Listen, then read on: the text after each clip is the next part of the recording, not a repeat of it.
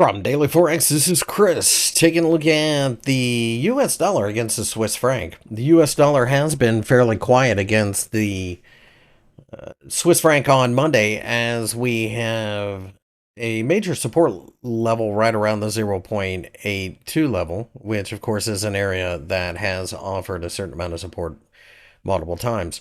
If we can turn around and break to the upside, then it's likely that if we bounce from here, the 0.83 level above is a potential target. If we were to break down below the 0.82 level significantly, then the 0.81 level is an area where I think a lot of people will be looking at as a floor. This is all about the US dollar and not so much about the Swiss franc because, quite frankly, the interest rate differential favors the US dollar hand over fist here.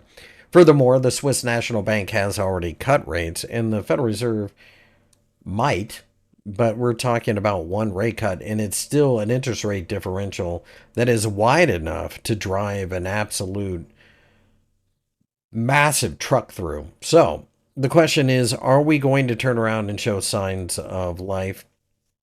But as we continue to bounce around here, I think we've got a situation where we probably go back and forth more than anything else. However, if we were to break above the 0.84 level, then the market could really start to open up the possibility of 0.85 and then the 200-day EMA. But in that environment, you would see the US dollar strengthening against the euro, maybe the pound, definitely the Australian dollar, with New Zealand dollar, etc. So, with all of that, this is a good indicator, if nothing else. I do prefer holding the long side of this trade, but I need a little bit of momentum to get involved.